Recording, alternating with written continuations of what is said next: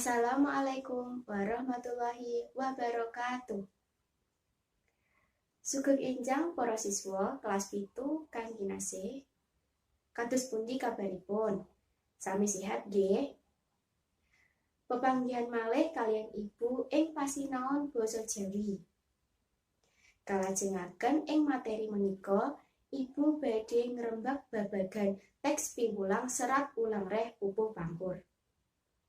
Ananging saderengipun Ibu miwiti pasinaon menika, monggo para siswa saged nyepakake alat tulis arupa buku utawi pulpen supaya bisa nyatet bab kang wigati saka materi kang Ibu andharake. Para siswa, tembang pangkur menika nggadhahi kadhe lan tujuan pembelajaran ingkang kedah para siswa mangerteni. Ingkang kadhe utawi kompetensi dasar menika wonten 3.2 menelaah teks piwulang serat ulang reh pupuh pangkur lan 4.2 menanggapi isi teks piwulang serat ulang reh pupuh pangkur. Lan nggadhahi tujuan pembelajaran yaiku supados siswa saged 1. Mengartikan kata-kata yang dianggap sulit yang terdapat dalam teks piwulang serat ulang reh pupuh pangkur.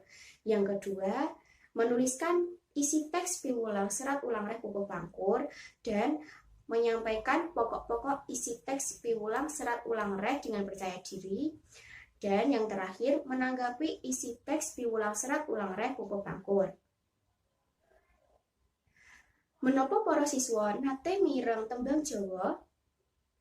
Nggih, salah satunggaling tembang Jawa menika wonten tembang Macapat. Apa kuwi tembang Macapat? Tembang Macapat yaiku salah sawijining tembang kang ngrembaka ing daerah Jawa kang duweni paugeran guru gatra, guru lagu, lan guru wilangan. Tembang Macapat uga diarani tembang cilik. Para siswa, tembang Macapat menika wonten paugeran utawi aturan. Ingkang sepisan yaiku guru gatra. Guru gatra yaiku cacahing gatra utawi larik saben sapada utawi bait. Utawi jumlah baris dalam satu bait.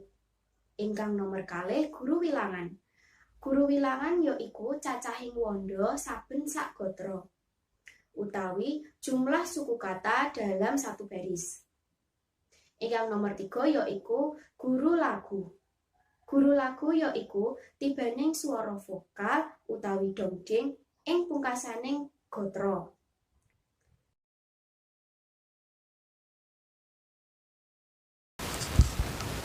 Para siswa, menika wonten cakepan tembang pangkur. Ayo sami nembangake tembang pangkur menika. Tembang pangkur laras slendra pathet 6. Sekar pangkur kang winarna lelabuhan kang kanggo wong ngaure. Ololan becek puniku prayoga kawruhana adat waton puniku dipun kadulu miwah ingkang tata krama den kaesti siang ratri.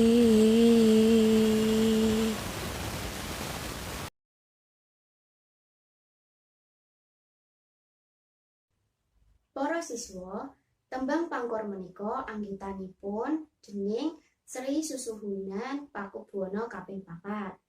Tembang pangkur menika asale saka tembung mungkur tegese nyingkiri utawi ninggalake. Watake tembang pangkur menika yaiku gandrung, sereng, lan nantang. Gunane kanggo medhar pitutur. Tembang pangkur menika nyeritakake babagan pawongan kang wis sedya kanggo ninggalake bab kang ala ing donya lan budidaya amrih cedhak marang Gusti. Tembang pangkur ing serat ulang reh menika wonten 17 pada. Tembang pangkur menika nggadhahi filosofi kang nggambarake kahanan urip kang kudune ngedohi utawa ninggalake hawa nepsu lan angkara murka. Nalika nemoni tumindak kang ala mau, prayogane enggal ngadohi. Kanggo mangerteni menika wonten teks tembang pangkur kang sampun Ibu jlentrehake guru lagu, guru wilangan, lan guru gatra. Menika saben satu pada utawi satu bait wonten 7 gatra utawi baris. Ugi guru wilangan lan guru lagu menika. Para siswa kedah ngeling-eling nggih menawi wau guru lagu menika tibaning swara vokal utawa dongding ing pungkasaning gatra. Lan guru wilangan menika cacahing wanda utawi suku kata saben setunggal gatra. Monggo sami diitung wonten gatra sepisan. Ingkang wonten ing gatra sepisan menika wonten sekar, pangkur, kang, winarno. Nah, menika guru wilanganipun wonten 8. Lan menika ing akhir baris utawi gatra menika wonten vokal A. Dados guru wilangan lan guru lagu menika 8A. Ingkang gatra nomor kalih menika wonten 11I. Gatra ketiga wonten 8U. Gatra nomor 4 wonten 7A. Nomor gangsal wonten 12U. Lan nomor 8 wonten 8A. Lajeng nomor 7 gatra kepitu menika wonten 8I.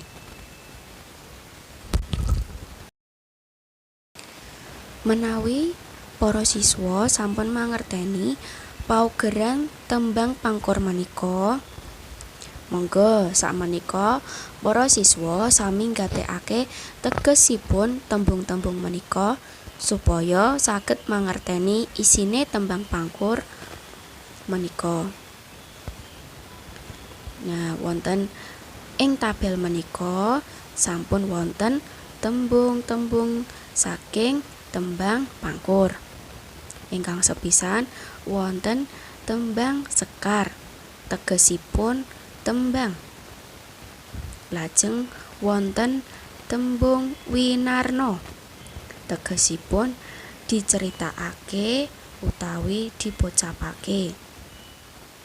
Lajeng wonten tembung lelabuhan, tegesipun jasa utawi kabecikan. Lajeng wonten tembang prayoga, tegesipun luwih becik utawi apik sae.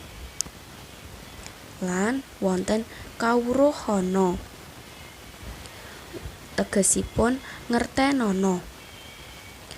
Wonten miwah, tegesipun lan karo. Lan wonten tembung den kaesti, tegesipun dieling-eling. Lajeng wonten siang lan ratri. Siang menika tegesipun awan lan ratri menika bengi. Sakwise mangerteni tegesipun tembung kang angel mau, banjur para siswa saged nyerat isinipun saking tembang pangkur. Saking cakepan pada siji utawi bait pertama menika, isine tembang pangkur menika yaiku kang diceritakake lumantar tembang pangkur yaiku kabecikan kanggo wong urip. Bab tumindak ala lan becik iku kudu dimangerteni. Lan tata krama tansah diudi lan ditindakake awan lan wengi. Para siswa menika wau materi tembang pangkur saking ibu. Muga-muga bisa mbantu awakmu anggone sinau daring saka omah. Ampun kesupe tetep naati protokol kesehatan kanggo nyegah virus COVID menika. Supados ibu lan para siswa saged pepanggihan langsung wonten ing sekolahan. Yen durung mudeng, bisa matur marang ibu lan bapak ingkang wonten griya, utawi ibu lan bapak guru kang wonten ing sekolah. Matur nuwun lan sugeng pepanggihan wonten ing video salajengipun. Wassalamualaikum warahmatullahi wabarakatuh.